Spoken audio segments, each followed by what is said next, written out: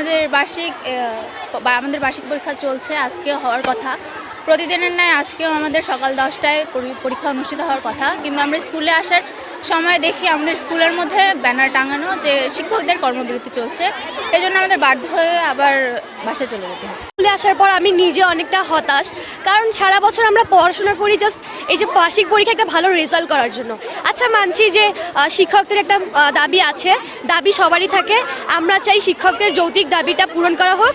আমরা সরকারকে মানে আহ্বান করব যাতে শিক্ষকদের দাবিটা তাড়াতাড়ি ওনারা পূরণ করেন, আমাদের বার্ষিক পরীক্ষাটা তাড়াতাড়ি অনুষ্ঠিত হয়।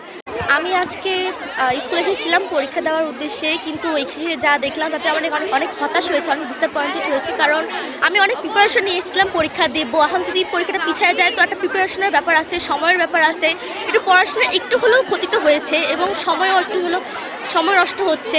আমি যদি পরীক্ষাটা দিতে পারতাম তো আজকে অনেক খুশি মনে বাসায় যেতাম এবং বলতে পরীক্ষাটা ভালো হয়েছে, আজকে প্রিপারেশন নিয়েছিলাম। এখন যেদিন যদি পরীক্ষা হয় সেদিন যদি আমার প্রিপারেশনটা না থাকে তাহলে সেদিন তো পরীক্ষাটা ভালো হলো না, তাই না? আর এখন এই টিচারদের দাবি যে কবে পূরণ হবে তারও কোনো নিশ্চয়তা নাই। আমাদের অনেকগুলো পরীক্ষা যদি স্থগিত হয়ে যায়, পরে যদি ডিসেম্বর মাসের মাঝখানে যে নিতে চায় তখন তো একটা সমস্যা না। এখন জানি না কতদিন পরীক্ষা স্থগিত থাকবে, যতদিন পরীক্ষা স্থগিত থাকে ততদিন বন্ধই থাকবে, তারপর খুললে আমরা আবার পরীক্ষা দিব।